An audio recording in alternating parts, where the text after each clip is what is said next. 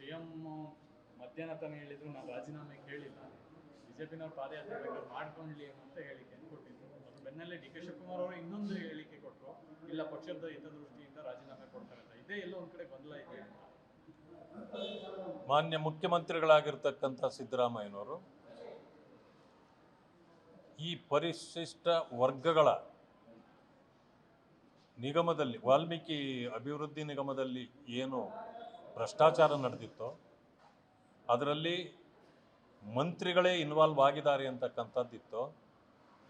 ಇದನ್ನು ಯಾರೋ ಹೊರಗಡೆಯವರು ಹೇಳಿದ್ದಲ್ಲ, ಸ್ವಯಂ ಚಂದ್ರಶೇಖರ್ ಅಧಿಕಾರಿಯೇ ಅವರ ಡೆತ್ ನೋಟ್ನಲ್ಲಿ ಬರೆದಿಟ್ಟು ಅವರು ಸೂಸೈಡ್ ಮಾಡ್ಕೊಂಡಿದ್ದು. ಆದ್ದರಿಂದಾಗಿ ಇದು ಬೆಳಕಿಗೆ ಬಂತು. ಇಲ್ಲ ಅಂತಂದರೆ ಈ ವಿಚಾರವನ್ನು ಎಂದೋ ಮುಚ್ಚಿ ಹಾಕ್ತಿದ್ರು. ಆದರೆ ಕೈ ಉಣ್ಣಿಗೆ ಕನ್ನಡಿ ಬೇಕಿಲ್ಲ. ಇವತ್ತು ಏನು ಅವರು ಇಷ್ಟು ತಡವಾಗಿ ಈ ತೀರ್ಮಾನ ತೆಗೆದುಕೊಂಡಿದ್ದಾರೋ ಇದು ಮೊದಲನೇ ತಪ್ಪು. ಅವರು ಯಾವತ್ತು ಚಂದ್ರಶೇಖರ್ ಅವರು ತೀರ್ಕೊಂಡ್ರು, ಆಪಾದನೆ ಹೊರಗಡೆ ಬಂದ ತಕ್ಷಣವೇ ಅವರು ರಾಜೀನಾಮೆ ಕೊಡಬೇಕಾಗಿತ್ತು. ಆದರೆ ರಾಜೀನಾಮೆ ಕೊಡಲಿಲ್ಲ. ಯಾಕೆ ಅಂತಂದರೆ ಇದನ್ನು ಮುಚ್ಚಿ ಹಾಕಬೇಕು ಅಂತಕ್ಕಂಥದ್ದೇ ಈ ಸರ್ಕಾರದ ಒಂದು ತೀರ್ಮಾನ ಆಗಿತ್ತು. ಮುಖ್ಯಮಂತ್ರಿಗಳು ನಿನ್ನೆನೂ ಹೇಳಿದ್ದಾರೆ, ಏನು ಮಂತ್ರಿಗಳದ್ದು ಇದರಲ್ಲಿ ಯಾವುದೇ ಇನ್ವಾಲ್ವ್ಮೆಂಟ್ ಇಲ್ಲ, ಅವರೇನು ರಾಜೀನಾಮೆ ಕೊಡೋ ಅವಶ್ಯಕತೆ ಇಲ್ಲ ಅಂತ ಹೇಳಿದರು. ಇವತ್ತು ಬೆಳಗ್ಗೆ ಕೂಡ ಅದೇ ರೀತಿಯ ಇದನ್ನ ತೀರ್ಮಾನವನ್ನು ಹೇಳಿದರು. ಆದರೆ ಭಾರತೀಯ ಜನತಾ ಪಕ್ಷದ ನಾಯಕರು ಬೀದಿಗಿಳಿದು ಹೋರಾಟ ಮಾಡಲಿಕ್ಕೆ ಪ್ರಾರಂಭ ಮಾಡಿದರು. 6ನೇ ತಾರೀಕು ಅವರು ರಾಜೀನಾಮೆ ಕೊಡಲಿಲ್ಲ ಅಂತಂದರೆ ರಾಜ್ಯಾದ್ಯಂತ ನಾವು ಈ ದೊಡ್ಡ ಹೋರಾಟವನ್ನು ರೂಪಿಸಬೇಕಾಗ್ತದೆ ಅಂಥೇಳಿ ನಾವು ಎಚ್ಚರಿಕೆಯನ್ನು ಕೊಟ್ಟಿದ್ವಿ. ಅದೇ ರೀತಿ ಇವತ್ತು ರಾಜ್ಯಪಾಲರನ್ನು ಭೇಟಿ ಮಾಡಿ ನಮ್ಮ ಏನು ಭಿನ್ನಹವನ್ನು ಅವರಿಗೆ ಸಲ್ಲಿಸಿದ್ದೇವೆ. ಇದು ಹೆಚ್ಚು ಒತ್ತಡ ಪ್ರಾರಂಭ ಆಗಿದ್ದ ಕಾರಣದಿಂದ ಇವತ್ತು ರಾಜೀನಾಮೆ ಕೊಡಿಸಿದ್ದಾರೆ. ಆದರೆ ಇದು ಅವರೊಬ್ಬರ ರಾಜೀನಾಮೆಯಿಂದ ಇದು ಇತ್ಯರ್ಥ ಆಗೋದಿಲ್ಲ. ಯಾಕೆ ಅಂತಂದರೆ ಫೈನಾನ್ಸ್ ಮಿನಿಸ್ಟ್ರಿ ಇರೋದು ಮುಖ್ಯಮಂತ್ರಿಗಳ ಕೈಲಿ. ಅವರಿಗೆ ಗೊತ್ತಿಲ್ಲದೆ ಹಣ ಈ ರೀತಿ ಬೇರೆ ಬೇರೆ ರಾಜ್ಯಗಳಿಗೆ ಹೋಗಲಿಕ್ಕೆ ಸಾಧ್ಯವೇ ಇಲ್ಲ. ಜೊತೆಗೆ ಮುಖ್ಯಮಂತ್ರಿಗಳು ಸಪೋರ್ಟ್ ಇಲ್ಲದೆ ಇಂಥ ಕಾರ್ಯವನ್ನು ಯಾರೂ ಕೂಡ ಮಾಡೋಕ್ಕಾಗಲ್ಲ.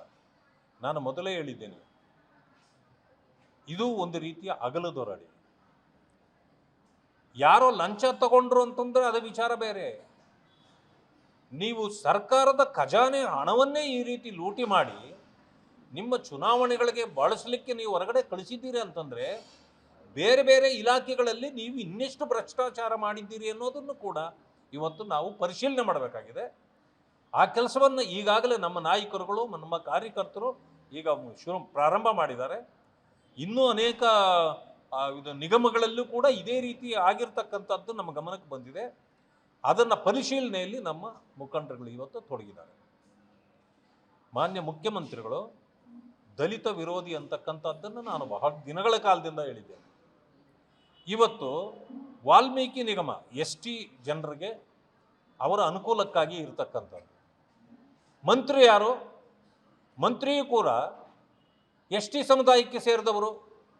ನೀವು ಅವರನ್ನು ST ಸಮುದಾಯದಕ್ಕೆ ಅನ್ಯಾಯ ಮಾಡಲಿಕ್ಕೆ ನೀವು ST ಸಮುದಾಯದ ಮಂತ್ರಿಯನ್ನೇ ಬಳಕೆ ಮಾಡ್ತೀರಿ.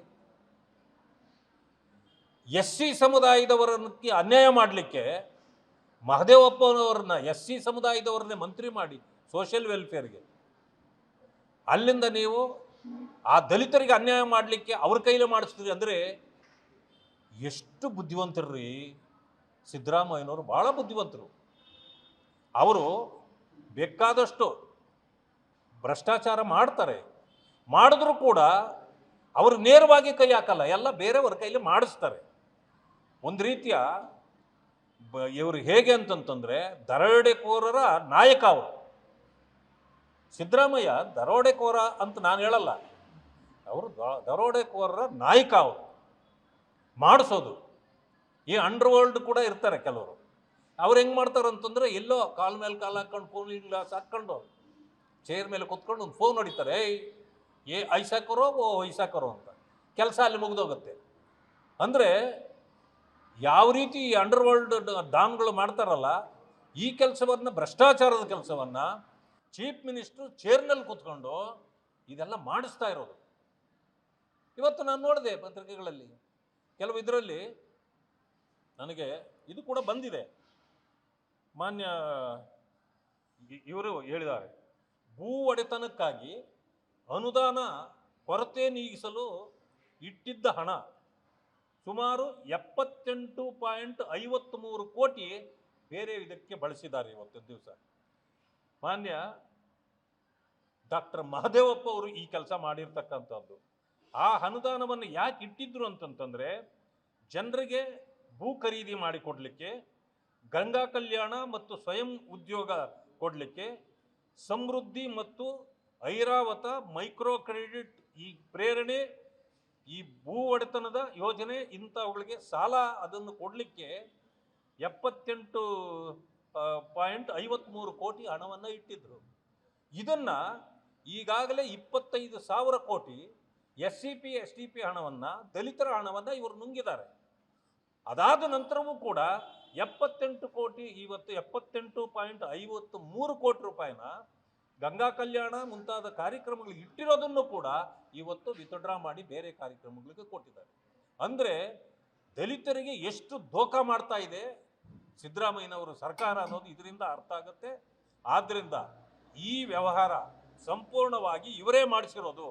ಆದ್ದರಿಂದ ಏನಿವಾಗ ಒಬ್ಬ ಮಂತ್ರಿ ಮೊದಲನೇ ವಿಕೆಟ್ ಬಿದ್ದಿದೆಯೋ, ಎರಡನೇ ವಿಕೆಟ್ ಬೀಳಬೇಕಾಗಿರೋದು ಮುಖ್ಯಮಂತ್ರಿಗಳಿದೆ. ಸಿದ್ದರಾಮಯ್ಯನವರು ತಡ ಮಾಡದೆ ಇದನ್ನು ರಾಜೀನಾಮೆ ಕೊಡಬೇಕು. ಎರಡನೇದು CBIಗೆ ಇದನ್ನು ವರ್ಗಾಯಿಸಬೇಕು. ಎರಡು ಸಂಘಟನೆಗಳು ಒಂದೇ ಕೇಸನ್ನು ಇನ್ವೆಸ್ಟಿಗೇಟ್ ಮಾಡಲಿಕ್ಕೆ ಬರೋದಿಲ್ಲ. ಯೂನಿಯನ್ ಬ್ಯಾಂಕ್ನವರು ಈಗಾಗಲೇ ಕೇಂದ್ರಕ್ಕೆ ಪತ್ರ ಬರೆದು CBIಗೆ ಇದನ್ನು ವಹಿಸಿದ್ದೇವೆ ಅಂತ ವಹಿಸಿ ಆಯಿತು.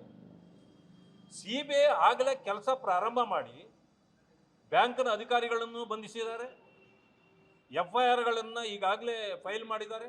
ಹಂಗಿದ್ದ ಮೇಲೆ ಅವರೊಂದು ಕಡೆ, SIT ಒಂದು ಕಡೆ, ಯಾವ ರೀತಿ ಇನ್ವೆಸ್ಟಿಗೇಷನ್ ಇದು ಸರ್ಕಾರಕ್ಕೆ ನಾಚಿಕೆ ಆಗಬೇಕು. ಇದರಲ್ಲಿ ಇಂಥ ಒಂದು ದೊಡ್ಡ ಭ್ರಷ್ಟಾಚಾರದ ಕೂಗು, ಅಪಾದನೆ ನಿಮ್ಮ ಮೇಲೆ ಬಂದಾಗ ಮುಖ್ಯಮಂತ್ರಿಗಳು ತಕ್ಷಣ ರಾಜೀನಾಮೆ ಕೊಡಬೇಕು. ಇಲ್ಲಂತಂದರೆ ಅದನ್ನು ಎನ್ಕ್ವೈರಿ ಕೊಡಬೇಕಾಗಿತ್ತು. ಯಾವುದೇ ಬಂದರೂ SIT ಕೊಡ್ತೀನಿ, SIT ಕೊಡ್ತೀನಿ. ಏನು SIT ಅಂತಂದರೆ, ಅಂದರೆ ನಿಮಗೊಂದು ಸರ್ಟಿಫಿಕೇಟ್ ಕೊಡೋಕೆ ಒಂದು SIT ಬೇಕಾ? ಆದ್ದರಿಂದ ಈ ಕಾಂಗ್ರೆಸ್ ಸಂಸ್ಕೃತಿ, ಭ್ರಷ್ಟಾಚಾರದ ಸಂಸ್ಕೃತಿಯನ್ನು ಜನ ಈಗ ನೋಡ್ತಾ ಇದ್ದಾರೆ. ಆ ಕಾರಣದಿಂದ ಈಗ ನಾಗೇಂದ್ರ ಅವರೊಬ್ಬರೇ ರಾಜೀನಾಮೆ ಕೊಟ್ಟರೆ ನಮಗೆ ಒಪ್ಪಿಗೆ ಆಗೋದಿಲ್ಲ. ಮಾನ್ಯ ಮುಖ್ಯಮಂತ್ರಿಗಳು ಕೂಡ ತಕ್ಷಣ ರಾಜೀನಾಮೆ ಕೊಡಬೇಕು. ಇಲ್ಲ ಅಂತಂದರೆ ನಮ್ಮ ಹೋರಾಟ ಇದು ಸತತವಾಗಿ ನಡೆಯುತ್ತದೆ ಅಂತಕ್ಕಂಥ ಎಚ್ಚರಿಕೆಯನ್ನು ಮಾನ್ಯ ಮುಖ್ಯಮಂತ್ರಿಗಳಿಗೆ ನಾನು ಕೊಡಲಿಕ್ಕೆ ಬಯಸ್ತೇನೆ.